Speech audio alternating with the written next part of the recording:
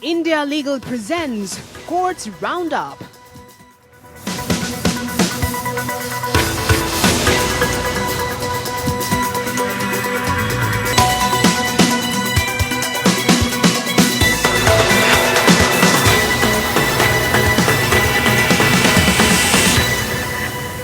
नमस्कार, courts roundup में स्वागत है आपका और मैं हूं आपके साथ नेहा दुबे। अगले आधे घंटे इस बुलेटिन में हम आपको कोर्ट से जुड़ी तमाम छोटी बड़ी खबरों से करवाएंगे रूबरू। कोर्ट की कार्रवाई और सुप्रीम कोर्ट से लेकर हाई कोर्ट और लोअर कोर्ट्स तक के फैसलों को रखेंगे आपके सामने।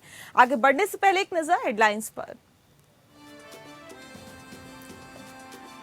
चुनाव आयुक्त का अतिरिक्त प्रभार देने के मामले पर सुप्रीम कोर्ट ने सुनाया अहम फैसला। कहा, राज्य सरकार के अंतर्गत कोई भी पद संभाल रहा व्यक्ति चुनाव आयुक्त नहीं बन सकता। सीबीआई के लिए एक नियमित निदेशक की नियुक्ति की मांग पर केंद्र से सुप्रीम कोर्ट ने किया जवाब तलब। जनहित याचिका में कार्यवाहक सीबीआई निदेशक की नियुक्ति का किया गया विरोध।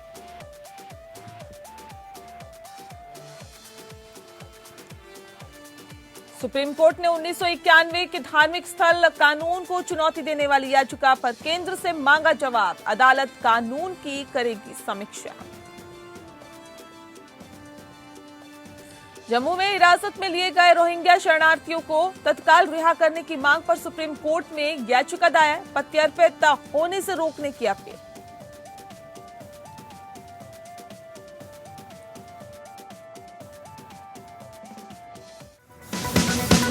India Legal presents Courts Roundup.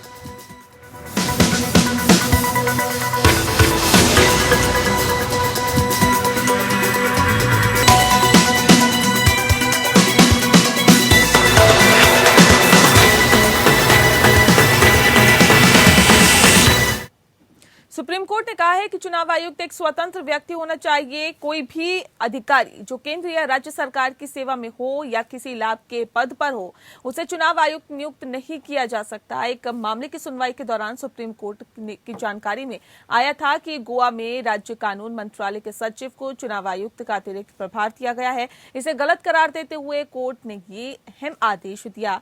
यह आदेश पूरे देश पर लागू होगा।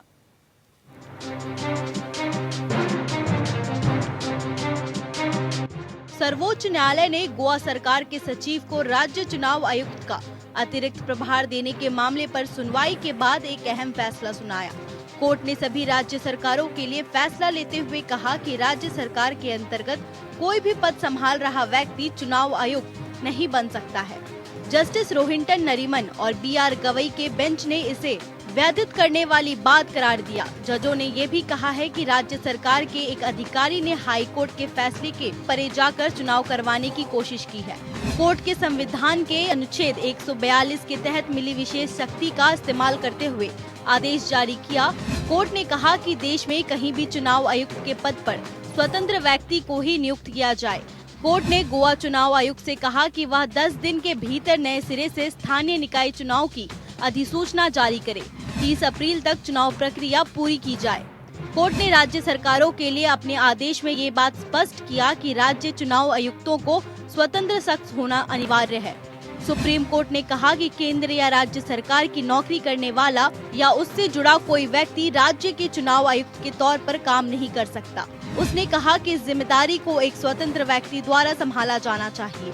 कोर्ट के मुताबिक राज्य सरकार से जुड़े किसी भी व्यक्ति को चुनाव आयुक्त नियुक्त करना भारत के संविधान के खिलाफ है। बता दें, ये फैसला गोवा सरकार की अपील पर आया है, जो उसने पंचायत चुनाव पर उच्च न्यायालय के आदेश के खिलाफ दायर की थी। मामले पर सुनवाई के दौरान पीठ ने कहा है कि चुनाव आयुक्त स्वतंत्र व्यक्ति होने चाहिए। कोई भी सरकार अपने अधीन किसी कार्यालय में काम करने वाले व्यक्ति को चुनाव आयुक्त के पद पर नियुक्त नहीं कर सकती है। उच्चतम न्यायालय ने अपने आदेश में आगे कहा कि संविधान के तहत ये राज्य का कर्तव्य है कि वह राज्य निर्वाचन आयोग के कामकाज में हस्तक्षेप न करे। गौरतलब है कि गोवा सरकार द्वारा अपने विधि सचिव को राज्य चुनाव आयोग का अतिरिक्त प्रभार सौंपने पर भी शीर्ष अदालत ने कड़ी आपत्ति जताई। रिपोर्ट। जम्मू में हिरासत में लिए गए रोहिंग्या शरणार्थियों को तत्काल रिहा करने की मांग को लेकर सुप्रीम कोर्ट में एक याचिका दायर की गई है। याचिका में केंद्र सरकार को निर्देश देने का आग्रह किया गया है। कि वे अनौपचारिक शिविरों में रह रहे रोहिंग्याओं के लिए विदेशी क्षेत्रीय पंजीकरण कार्यालय FRFO के मार्फत शरणार्थी पहचान पत्र जारी करें।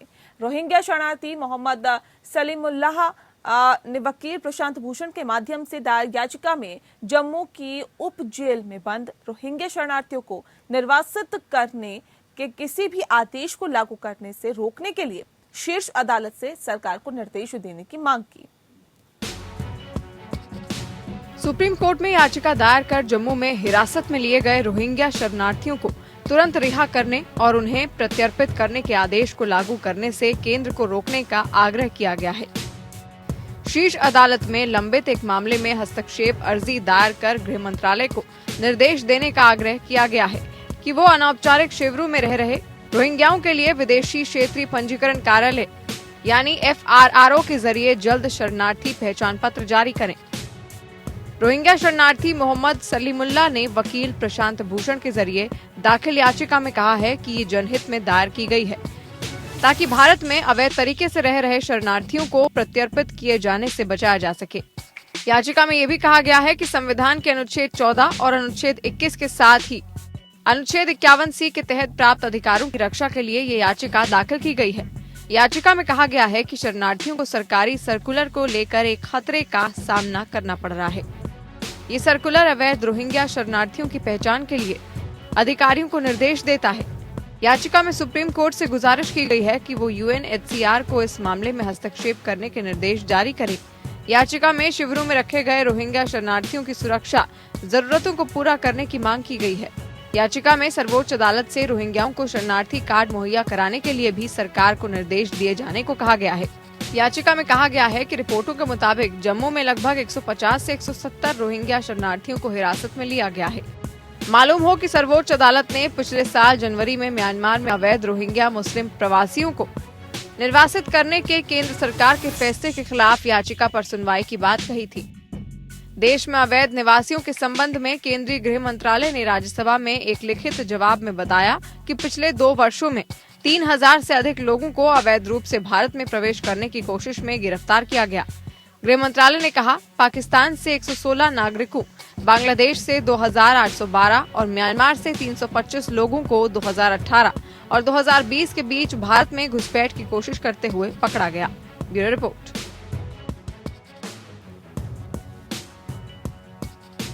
वहीं सुप्रीम कोर्ट में एक जनहित याचिका दायर की गई है। आपको बता दें कि जिसमें CBI नियमित निदेशक की नियुक्ति की मांग को लेकर केंद्र सरकार से जवाब मांगा है।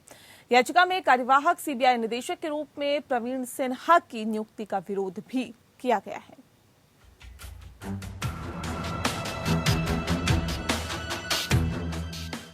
सुप्रीम कोर्ट ने गैर सरकारी संगठन कॉमन कॉज द्वारा दायर जनहित याचिका पर केंद्र सरकार से जवाब मांगा है, जिसमें केंद्रीय जांच ब्यूरो के लिए एक नियमित निदेशक की नियुक्ति की मांग की गई है।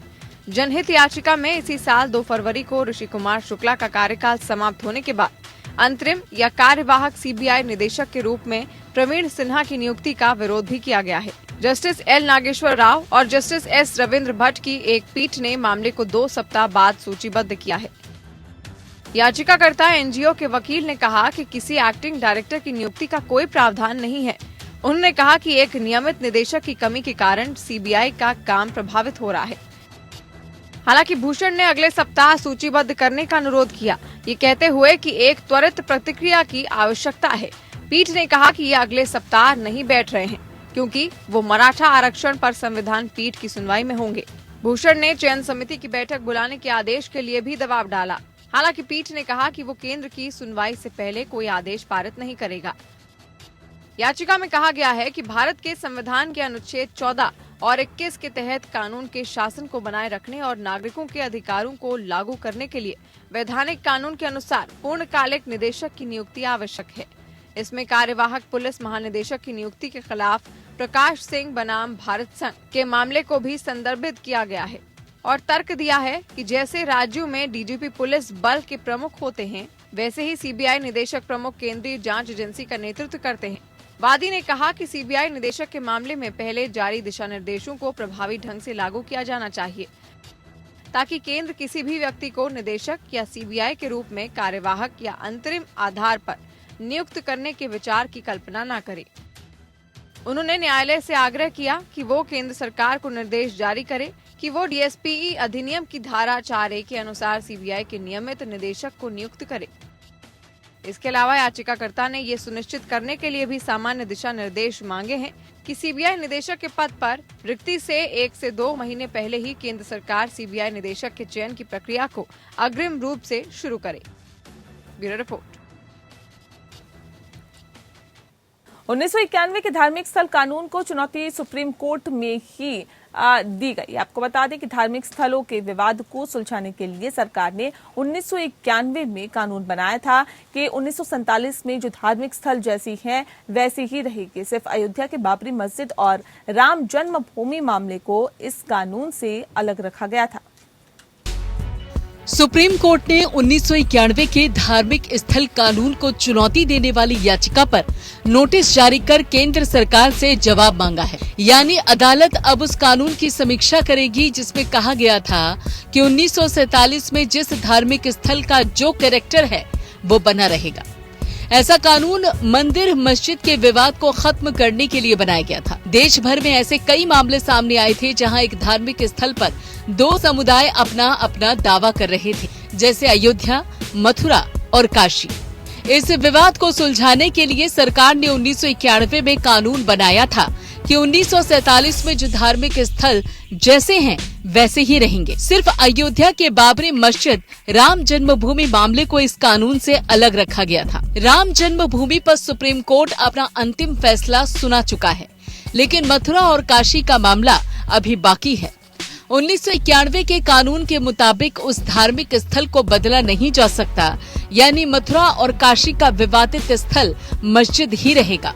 इसलिए बीजेपी नेता अश्विनी उपाध्याय ने सुप्रीम कोर्ट में याचिका दाखिल कर उस कानून को चुनौती दी है। उनका कहना है कि ये उनके धार्मिक अधिकार का हनन है। सुप्रीम कोर्ट अब ये तय करेगा कि 1991 का धार्मिक स्थल कानून सही है या नहीं। याचिका में कहा गया है कि ऐसे सैकड़ों मंदिर हैं जिन्हें मुस्लिम शासन काल में मस्जिद में बदल दिया गया था, लेकिन 1991 के कानून की वजह से हिंदू, सिख और बौद्ध अपने धार्मिक स्थल को वापस नहीं ले सकते। इसलिए ये कानून गैर संवैधानिक है। अयोध्या और काशी विवाद का हल निकालने के लिए बीजेपी नेता अश्विनी उपाध्याय ने सुप्रीम कोर्ट में याचिका दाखिल कर उस कानून को चुनौती दी है। उनका कहना है कि ये उनके धार्मिक अधिकार का हनन है। सुप्रीम कोर्ट को अब ये तय करना है कि 1991 में बना धार्मिक स्थल अब इसे कानून के कारण हिंदू, सिख और बौद्ध अपने धार्मिक स्थल को वापस नहीं ले सकते। याचिका में इस कानून को गैर संवैधानिक बताया गया है। Bureau report, APN। दिल्ली में अनधिकृत रूप से संचालित पैथोलॉजी लैब से जुड़े मामले में शुक्रवार को दिल्ली हाई कोर्ट में सुनवाई हुई है। आपको बता दें कि दिल्ली हाई कोर्ट ने इस मसले पर दिल्ली सरकार से जवाब मांगा था। हाई कोर्ट में सुनवाई के दौरान ही दिल्ली सरकार ने अपना जवाब दाखिल करने के लिए 10 दिन का समय और देने की मांग की। दिल्ली सरकार को अपने जवाब में ये बताना होगा कि उसके द्वारा कोरोना टेस्टिंग के लिए प्रयोग में लाई गई या लाई जा रही सभी लैब क्या मान्यता प्राप्त है या नहीं। हाई कोर्ट ने दिल्ली सरकार को जवाब दाखिल करने के लिए 10 दिन का समय और दिया है। मामले की अगली सुनवाई अब 7 अप्रैल को होगी। कोर्ट ने दिल्ली सरकार से ये भी पूछा कि दिल्ली में कितने मान्यता प्राप्त हैं और गैर मान्यता प्राप्त वाली लैब फिलहाल चल रही है। दिल्ली सरकार को आज इस पूरे मामले में अपना जवाब दाखिल करना था, लेकिन उसने इस मामले में कोर्ट से कुछ और वक्त मांग लिया है। हालांकि याचिकाकर्ता ने इसका ये कहकर विरोध किया कि ये मामला लोगों से और लोगों के स्वास्थ्य के साथ भी जुड़ा हुआ है, लिहाजा सरकार को इसे गंभीरता से लेने की जरूरत है। याचिका में कहा गया कि दिल्ली में सैकड़ों ऐसी ऑनलाइन पैथोलॉजी लैब चल रही हैं जिनको क्लिनिकल एस्टेब्लिशमेंट एक्ट के तहत रजिस्टर्ड नहीं कराया गया है। दिल्ली हाईकोर्ट ऑनलाइन एग्रीगेटर्स को कोर्ट के आदेश के बावजूद रेगुलेट नहीं करने पर दिल्ली सरकार और ICMR के खिलाफ कोर्ट की अवमानना करने के मामले पर सुनवाई कर रहा है। दिल्ली हाई कोर्ट में याचिका पैथोलॉजिस्ट रोहित जैन की तरफ से दायर की गई। आपको बता दें कि याचिका में कहा गया कि online pathology lab clinical establishment act के तहत रजिस्टर्ड नहीं किए गए हैं और धड़ल्ले से इन ऑनलाइन पैथोलॉजी लैब के जरिए खून या जांच के सैंपल लेना लोगों की जान के साथ खिलवाड़ करने जैसा है।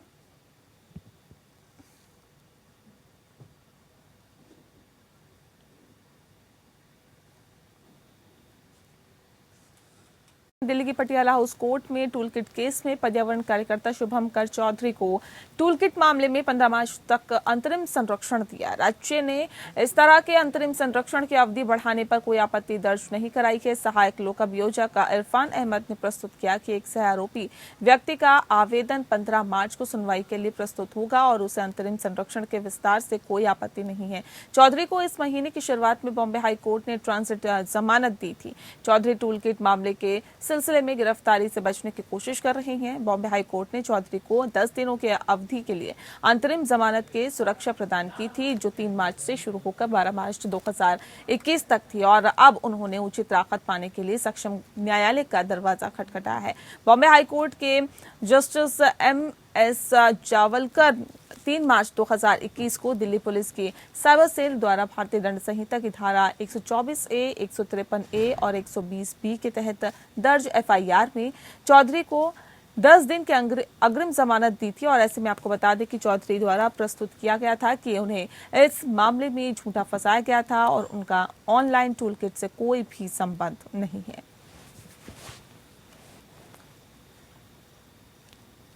जावेद अख्तर मानहानि केस में अभिनेत्री कंगना रनौत ने अपने खिलाफ मेट्रोपॉलिटन मजिस्ट्रेट कोर्ट द्वारा प्रक्रिया शुरू करने को डिंडोशी मिसिटी सिविल एंड सेशन कोर्ट में चुनौती दी है। आपको बता दें कि मेट्रोपॉलिटन मजिस्ट्रेट ने ये प्रक्रिया गीतकार जावेद अख्तर द्वारा कंगना रनौत के खिलाफ दायर मानहानि मामले में शुरू करने को कहा था।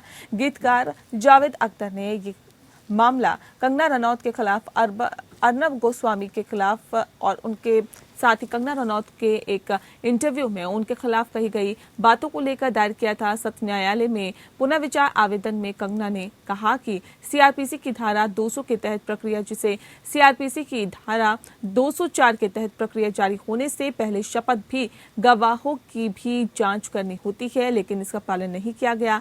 मेट्रोपॉलिटन मजिस्ट्रेट AA खान ने पिछली सुनवाई के दौरान कंगना रनौत के खिलाफ जमानती वारंट जारी किया था।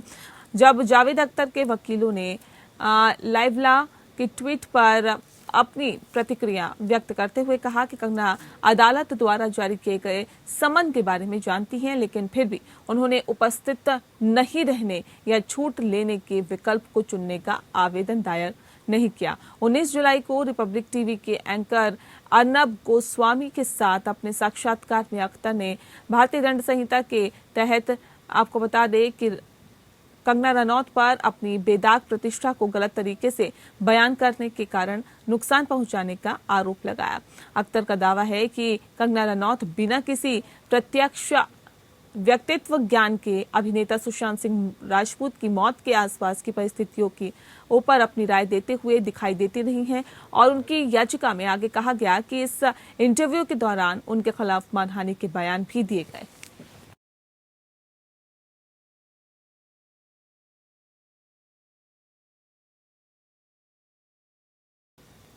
वहीं मद्रास हाईकोर्ट ने एक जिला कलेक्टर और 2 अन्य को कोर्ट के अवमानना का दोषी ठहराया है, जिसमें जिला कलेक्टर ने कोर्ट के उस न्यायिक आदेश को जानबूझकर अवज्ञा की है जिसमें कुछ किसानों को उनकी कृषि भूमि से एक जलाशय बनाने के उद्देश्य से बेदखल करने पर रोक लगाने का आदेश दिया गया था। न्यायमूर्ति MS रामचंद्र राव की एकल पीठ ने उन्हें 3 महीने के लिए साधारण कारावास की सजा सुनाई और 20,000 रुपए का जुर्माना भरने का आदेश दिया है।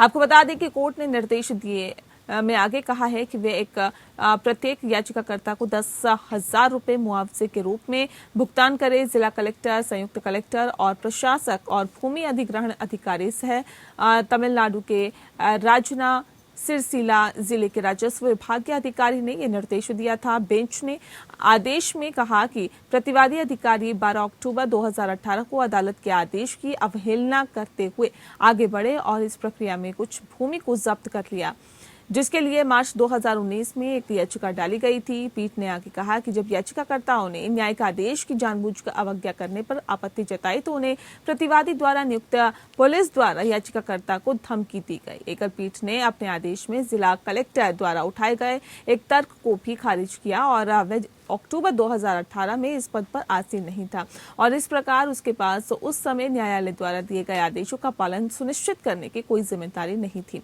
कोर्ट ने एक डिवीजन बेंच के फैसले पर भरोसा जताया, जिसमें स्पष्ट रूप से कहा गया था कि राज्य द्वारा भूमि अधिग्रहण की प्रक्रिया में भूमि या अन्य अचल संपत्ति खो देने वाला एक भूमि स्वामी सुधार और पुनर्वास अधिनियम 2013 की धारा 3C(I) के तहत प्रभावित परिवार की परिभाषा में आएगा।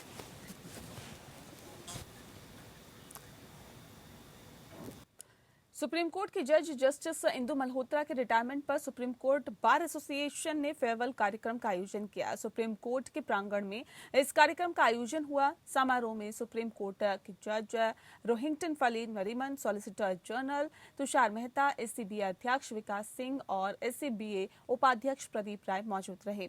प्रदीप राय ने जस्टिस इंदु मल्होत्रा की तारीफ करते हुए कहा है कि वे हर पक्ष की बात ध्यान से सुनकर फैसला करती थी।